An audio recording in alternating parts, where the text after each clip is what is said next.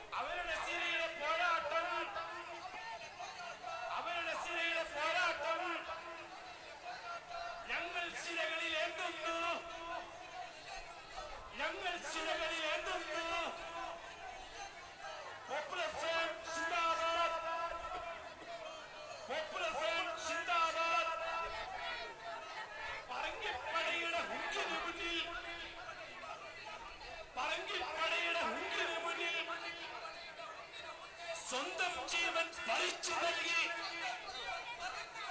സ്വന്തം ജീവൻ പറിച്ചു നൽകി നാട് കാത്തൊരു സമുദായം, നാട് കാത്തൊരു സമുദായം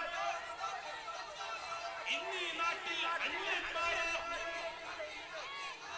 ഇന്നീ നാട്ടിൽ അന്യന്മാരോ, രണ്ടാം തരം പൗരന്മാരോ,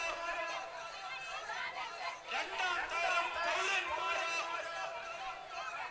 ഈ അനീതി ഇനിമേലൊട്ടും, ഈ അനീതി ഇനിമേലൊട്ടും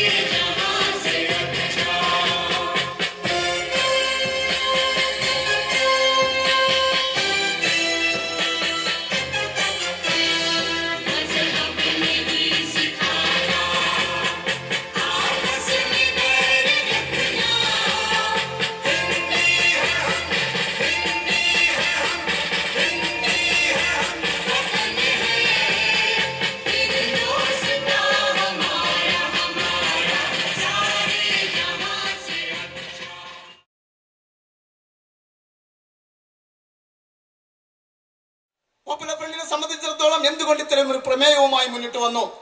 സ്വാഗത പ്രസംഗകൻ സൂചിപ്പിച്ചതുപോലെ പിറന്ന നാടിന്റെ സ്വാതന്ത്ര്യം ആഘോഷിക്കാൻ കോടതികൾ കയറിയിറങ്ങേണ്ടി വരികയും അധികാരികളുടെ നിരന്തരം ചെന്ന് കണ്ട് ആവശ്യപ്പെടുകയും അർത്ഥിക്കുകയും ചെയ്യേണ്ട ഒരു ദുരവസ്ഥയിലേക്ക് ഇന്ത്യ രാജ്യത്തെ മുസ്ലിങ്ങൾ വിവേചനപരമായി മാറ്റി നിർത്തപ്പെട്ടുകൊണ്ടിരിക്കുന്നു എന്ന ഒരു അവസ്ഥ നമ്മൾ മനസ്സിലാക്കേണ്ടതുണ്ട്. പോപ്പുലർ ഫ്രണ്ട് 4 കേന്ദ്രങ്ങളിൽ നടത്താൻ നിശ്ചയിച്ചിരുന്ന ഫ്രീഡം പരേഡ് വളരെ ഏകപക്ഷീയമായി വിവേചനപരമായി അടിസ്ഥാനരഹിതമായ കാര്യങ്ങൾ ഉന്നയിച്ചുകൊണ്ട് ഇവിടെ ഭരണകൂടം നിരോധിക്കുന്ന ഒരു സാഹചര്യമുണ്ടായി.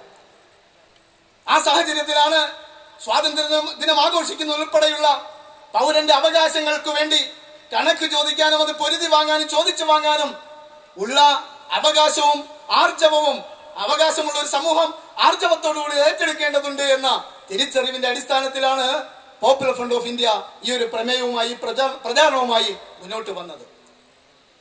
സ്വാതന്ത്ര്യത്തിന് വേണ്ടി ജീവരക്തമൊഴുക്കിയ ഒരു സമൂഹത്തിന്റെ പിന്തുടമുറ, സ്വാതന്ത്ര്യത്തിന് വേണ്ടി തങ്ങൾക്ക് പ്രിയപ്പെട്ടതെല്ലാം ബലിയർപ്പിച്ച ഒരു സമൂഹത്തിന്റെ പിന്തലമുറ ഈ കോഴിക്കോട്ടിന്റെ മണ്ണിൽ അധിനിവേശത്തിന്റെ ആദ്യ ചരിത്രം ആരംഭിക്കുമ്പോൾ തന്നെ 1498 ഗാമയുടെ കപ്പൽ നമ്മുടെ കോഴിക്കോട് തീരത്ത് വന്നെടുക്കുന്നതോടുകൂടിയാണ് സാമ്രാജ്യത്വത്തിന്റെ കൊള്ളക്കൊടുക്കുകൾ ഇവിടെ തുടങ്ങുന്നത് എന്ന് നമുക്കറിയാം.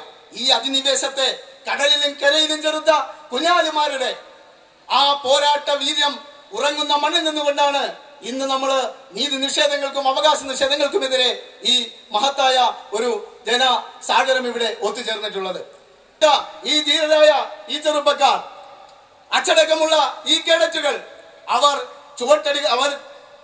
അവരുടെ പാദചലനങ്ങൾ, അവരെ പിന്തുടർന്നു വരുന്ന സമൂഹത്തിന്റെ ദേശസ്നേഹഭരിതമായ ഗാനാലാപനങ്ങൾ, അവരുടെ ദേശസ്നേഹ പ്രചോദിതമായ മുദ്രാവാക്യങ്ങൾ ആരെയാണ് ഇവിടെ ഭയപ്പെടുത്തിയത്?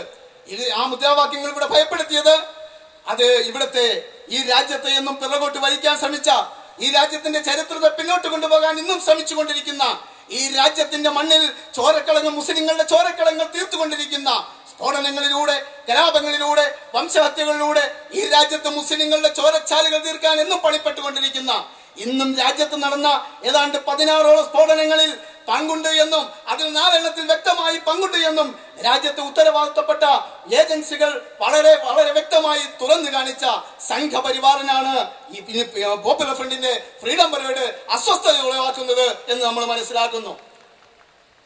പക്ഷേ ഈ RSSന്റെ ഈ ഇത്തരത്തിലുള്ള എതിർപ്പുകളോ അതുമല്ലെങ്കിൽ RSSനോട് സമാനമായ നിലപാടുകൾ സ്വീകരിച്ചുകൊണ്ട് വാചകമടി വിപ്ലവം നടത്തുന്ന കമ്മ്യൂണിസ്റ്റുകളുടെ രാഷ്ട്രീയ വൈരാഗ്യം മൂലമുള്ള നിരോധന ഉത്തരവുകൾ കൊണ്ടോ തീയിൽ കുരുത്ത ഒരു പ്രസ്ഥാനത്തെ തടഞ്ഞു നിർത്താനും തളച്ചു നിർത്താനും ആവില്ല എന്നാണ് ഇന്ന് കേരളത്തിന്റെ 3 നഗരങ്ങളിൽ തടിച്ചുകൂടിയ ഒരു വഞ്ചനാവലി കേരളത്തിന്റെ ജനതയോട് പറയുന്നത്.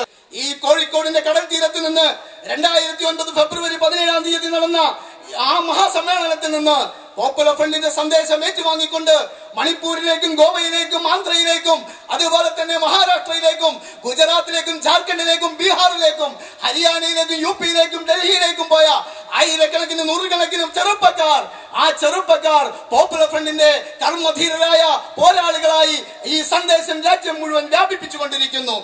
അതുകൊണ്ട് കന്യാകുമാരി മുതൽ കാശ്മീർ വരെ മാത്രമല്ല, അന്ന് ഗുജറാത്തിന്റെ പശ്ചിമതീരം മുതൽ ആ മണിപ്പൂരിന്റെ മലനിരകൾ വരെ കീഴടക്കും ഒരു നാളിൽ ഇവിടെ ഈ പാറിപ്പറന്നുകൊണ്ടിരിക്കുന്ന പോപ്പുലർ ഫ്രണ്ടിന്റെ മൂവർണ്ണക്കൊടി എന്ന തിരിച്ചറിവ് ശത്രുക്കളുടെ മനസ്സുകളിൽ അങ്കരാപ്പുകൾ സൃഷ്ടിച്ചുകൊണ്ടിരിക്കുന്നു. കുഞ്ഞാലിമാർ ഗാമമാരുടെ ഉറക്കങ്ങൾ കെടുത്തിയെങ്കിൽ, അവരുടെ നിദ്രകളെ നിരന്തരം വേട്ടയാടിയെങ്കിൽ, ഇവിടെ പോപ്പുലർ ഫ്രണ്ടിന്റെ കർമ്മധീരരായ ചുണക്കുട്ടികൾ ഭയമെന്തെന്നറിയാത്ത, മരണത്തെ ഭയക്കാത്ത, തോൽക്കാൻ വിസമ്മതിക്കുന്ന, പരാജയങ്ങൾക്ക് മുമ്പിൽ പതറാത്ത ധീരമായ മനസ്സിന്റെ ഉടമകളായ ഈ ചെറുപ്പക്കാർ ഏത് ഭരണകൂട മുഷ്ടിനെയും മറികടന്നുകൊണ്ട് ഭരണകൂടത്തിന്റെ ഏത് നിരോധനങ്ങളെയും തങ്ങളുടെ ദൃഢമായ കരങ്ങൾ കൊണ്ട് വകഞ്ഞു മാറ്റിക്കൊണ്ട് അവരുടെ ഉറച്ച കാൽവെപ്പുകളുമായി മുന്നോട്ട് പോകുമെന്ന വളരെ ദൃഢനിശ്ചയമാർന്ന പ്രഖ്യാപനമാണ് ഈ കടൽപ്പുറത്ത് ഇപ്പോൾ നമ്മൾ സാക്ഷ്യം വഹിച്ചുകൊണ്ടിരിക്കുന്നത് എന്നുകൂടി ഞാൻ സാന്ദർഭികമായി ഉണർത്തുകയാണ്. ആർക്കും ഒരു പ്രശ്നമില്ല. കേരളത്തിലെ സാംസ്കാരിക നായന്മാരൊരു ഭാഗത്ത്, രാഷ്ട്രീയ തമ്പുരാക്കന്മാര് വേറെ ഭാഗത്ത്, നീതിപീഠങ്ങൾ വേറെ ഭാഗത്ത്, പോലീസ് അധികാരികൾ വേറെ ഭാഗത്ത്. 6 എണ്ണത്തിന്റെ മയ്യത്ത് കടപ്പുറത്തുകൂടെ വലിച്ചു കൊണ്ടുപോയപ്പോ ഈ രാജ്യത്തിൽ ഇവർക്ക് ആർക്കും ഒരു മിണ്ടാട്ടമില്ല. ഇവിടെ വെടിവെച്ചത് പോലീസ് ഉദ്യോഗസ്ഥൻ, ടിവിയിൽ വെടിവെച്ചത് കണ്ടിട്ട് കുട്ടികളടക്കം ചിരിക്കുക. പോലീസ് ഉദ്യോഗസ്ഥൻ പറയാൻ ഞാൻ ഇവർക്ക് നേരെ തന്നെയാണ് വെടിവെച്ചത്. അപ്പൊ ചാനലിൽ അത് കാണിക്കുന്നു, ഇയാൾ പ്രകടനക്കാർക്ക് നേരെ വെടിവെക്കുന്നു, പക്ഷെ ആർക്കും പരിക്കില്ല. ആ വെടിയുണ്ടക്ക് എന്ത് സംഭവിച്ചു? CBI അന്വേഷിക്കണം, ഒരു പക്ഷെ CBI അന്വേഷിക്കണം. ആ വെടിയുണ്ടക്ക് നേരെയാണ് വെടിവെക്കുന്നത്, പക്ഷെ ആർക്കും കൊള്ളുന്നില്ല. ഇവരൊക്കെ ഒന്ന് വെടിവെക്കാൻ പഠിപ്പിച്ചു നിങ്ങൾക്ക് പോലീസുകാരൊക്കെ ഒന്ന് വെച്ചാ കൊണ്ടാട്ടെ. കാലിന്റെ അടിയിലേക്കാണ്, കാലിന്റെ അടിയിൽ. മുസ്ലിങ്ങളാണെങ്കിൽ കാലിന്റെ അടിയിലേക്ക് വെച്ചാൽ നെഞ്ഞത്തെ കൊള്ളുള്ളൂ. അത് ഭീമാപ്പള്ളിയിൽ നമ്മൾ കണ്ടു, കാസർകോട്ടും കണ്ടു. പക്ഷെ വേറെ ആരെങ്കിലും ആണെങ്കിൽ നെഞ്ഞത്തേക്ക് വെച്ചാലും വെടിയുണ്ട കാണാതാവും. ഹുഡിനോ മാജിക് ആണ് ഇവിടെയൊക്കെ സംഭവിക്കുന്നത്. ഇതെന്താ മനസ്സിലാവണില്ല പോലീസുകാരുടെ അവസ്ഥ. RSSന്റെ പ്രകടനം നടന്നു ആലുവയില്. തേജസ് ദിനപത്രം ഉണ്ട്, ആ പത്രത്തിൽ ഫോട്ടോ വന്നു. RSSകാരുടെ പ്രകടനം മുന്നിൽ പോലീസുകാരിങ്ങനെ നടന്നിട്ട് വഴി കാണിച്ചു കൊടുക്കുന്നുണ്ട്. വിവരാവകാശ നിയമപ്രകാരം അപേക്ഷിച്ചപ്പോ പോലീസ് ഉദ്യോഗസ്ഥന്മാർ പറയുന്നത് അങ്ങനെ ഒരു പ്രകടനം ഞങ്ങൾ അറിഞ്ഞിട്ടില്ല. ഞങ്ങൾക്കറിയാം പോലീസ് ഉദ്യോഗസ്ഥന്മാരിലെ ചില ആളുകൾ, നേരത്തെ ഇവിടെ പറഞ്ഞതുപോലെ ചില ആളുകൾ ഒന്നും അറിയണില്ല. ആരൊക്കെ പറഞ്ഞു തരുന്നത് കേൾക്കുന്നത് ശരിയാണെന്ന് വിശ്വസിക്കുന്ന പഞ്ചപാവങ്ങളാണ് പോലീസുകാർ. ഒന്നും അറിയണില്ല. RSSന്റെ പ്രകടനം മാത്രമല്ല, RSSനെ നിങ്ങൾ അറിയുന്നില്ല. പ്രശാന്ത് ഭൂഷൺ ആക്രമിച്ചവരെ പേരെന്താ? അത് പിന്നെ ശ്രീരാമസേന. അത് RSS? അത് ശ്രീരാമസേന. ലവ് ജിഹാദ് അതാരാ? അത് രാമസേന. അത് RSS? അത് RSS അല്ല. മലേഗാവില്, മൊദാസയില്, സംജോതയില്, മക്കാ മസ്ജിദില് സ്ഫോടനം നടത്തിയതാരാ? അഭിനവ് ഭാരത്. അത് RSS? അത് RSS അല്ല. പിന്നെ ഗോവയിൽ സ്ഫോടനം നടത്തിയതാരാ? സനാതൻ സംസ്ഥ. അത് RSS? അത് RSS അല്ല. അന്നാ ഹസാരയുടെ വമ്പിച്ച പിന്നെ റിയാലിറ്റി ഷോ നടത്തിയതാരാ? അത് അന്നാ ഹസാര എന്ന് വന്ന് റിയാലിറ്റി ഷോ സ്റ്റേജൊക്കെ കെട്ടി നടത്താൻ പറ്റുമോ? അതിന് പിന്തുണ കൊടുത്തതാരാ? ദിഗ്വിജയ് സിംഗ് പറയുന്നു RSS ആണെന്ന്. ഇപ്പൊ എല്ലാവരും പറഞ്ഞു തുടങ്ങി കോൺഗ്രസിനെ തോൽപ്പിക്കണം എന്ന്. ഏതോ ഒരു മണ്ഡലത്തിലെ തെരഞ്ഞെടുപ്പില് കോൺഗ്രസിനെ തോൽപ്പിക്കണം എന്ന് പറഞ്ഞപ്പോഴാണ് കോൺഗ്രസ്സുകാരൊക്കെ കൂടെ പറയുന്നത് അന്നാ ഹസാരയ്ക്ക് പിന്നിൽ BJP ആണ്. എന്നാലും RSS അല്ല. RSSന്റെ പ്രകടനം ഇവർ അറിയില്ല, RSS എന്താന്ന് അറിയില്ല. കോഴിക്കോട് മാറാട് കലാപം ആരാ? അരേ സമാജം. അരേ സമാജത്തിന്റെ ആൾക്കാരും മറുഭാഗത്താര മുസ്ലിങ്ങളും. അങ്ങനെ ഉണ്ടാവുള്ളൂ. അതായത് ഇവിടെ നടത്തുന്ന കലാപങ്ങൾ ഒരു ഭാഗത്താര അരേ സമാജമോ സനാതൻ സംസ്ഥയോ അല്ലെങ്കിൽ അഭിനവ് ഭാരതോ, അങ്ങനെ നമ്മൾ ഇതുവരെ കേൾക്കാത്ത ചില സാധനങ്ങൾ. പോപ്പുലർ ഫ്രണ്ട് ഓഫ് ഇന്ത്യ പറയുന്നു ഈ അഭിനവ് ഭാരതിനെ അന്വേഷിച്ചിട്ടോ ഈ ശ്രീരാമസേനയെ അന്വേഷിച്ചിട്ടോ ഇങ്ങനത്തെ സാധനങ്ങൾ അന്വേഷിച്ചൊന്നും പോണ്ട.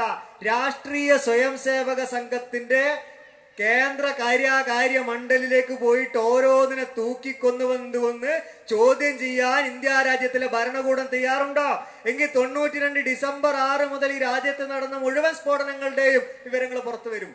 ഇപ്പൊ ഡൽഹിയിൽ സമ്മേളനം പ്രഖ്യാപിച്ചപ്പോ ചാനലിന് വാർത്ത ചോർത്തി കൊടുത്ത് പറയാ ഇന്ത്യ രാജ്യത്തിൽ ലഷ്കർ എ തൊയ്ബ, ഹർക്കത്തുൽ മുജാഹിദീൻ, ഹിസ്ബുൾ മുജാഹിദീൻ, ഹുജി, ഫിജി, സിമി ഇങ്ങനെ തുടങ്ങിയ കുറെ സംഘടനകളുമായി പോപ്പുലർ ഫ്രണ്ടിന് ബന്ധമുണ്ട്.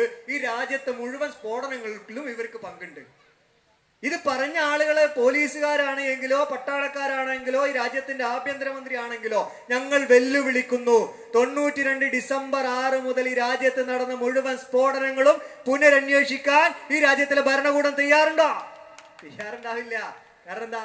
ഓരോന്ന് അന്വേഷിച്ചോടത്തോളം കുടുങ്ങിയതാ, ഓരോന്ന് അന്വേഷിച്ച് പോകുമ്പോഴും കുടുങ്ങിയതാ. ഞങ്ങൾ പറയുന്ന RSSനെ നിങ്ങൾ തിരിച്ചറിയണം. ഇടയ്ക്കൊരു മിശിഹ വന്ന് മുമ്പ് നമ്മുടെ ജഡ്ജിയായ മിശിഹ ഗാന്ധിയെ കൊന്നത് RSS അല്ല.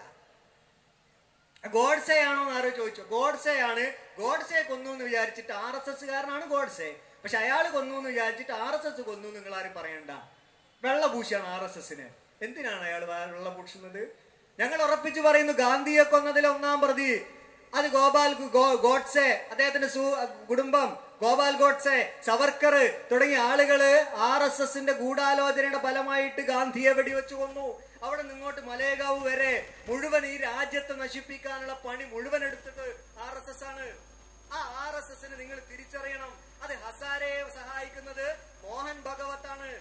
എല്ലാ പിന്തുണയും കൊടുത്തത് അത് നിങ്ങൾ തിരിച്ചറിയണം. അതേ ഞങ്ങൾക്ക് പറയാനുള്ളൂ. അത് തിരിച്ചറിഞ്ഞ ഒരാളുണ്ടായിരുന്നു ഈ രാജ്യത്ത്. ആരാ? ആരാള്? ഹേമന്ത് കർക്കരെ. മൂപ്പര് തിരിച്ചറിഞ്ഞു ആളുകളൊക്കെ. അങ്ങനെ അയാൾ അന്വേഷിച്ച് പോയി. ഞാൻ നേരത്തെ പറഞ്ഞല്ലോ, സ്വാമിനി പ്രജ്ഞാ സിംഗ് താക്കൂർ എന്ന് തുടങ്ങിയതാ. പോയി ഇന്ദ്രേഷ് അതായത് RSSന്റെ കേന്ദ്രീയ കാര്യകാരി മണ്ഡലിലെ ഇന്ദ്രേഷ് കുമാർ. അവിടെ നിന്ന് അടുത്ത കാല് വെക്കാനുള്ളത് RSSന്റെ മോഹൻ ഭഗവത്തിലേക്കാണ്. അവിടുന്ന് അടുത്ത കാല് വെക്കാനുള്ളത് ഇസ്രായേലിലേക്കാണ്. പിന്നത്തെ കാലം ഒബാമയുടെ നെഞ്ചത്തേക്കായിരിക്കും വെക്കുക. എങ്ങനെ ഇതില്ലാതെയാക്കാം? ഒറ്റ വഴിയേ ഉള്ളൂ, ഹേമന്ത് കർക്കറെ ഇല്ലാതെയാകണം.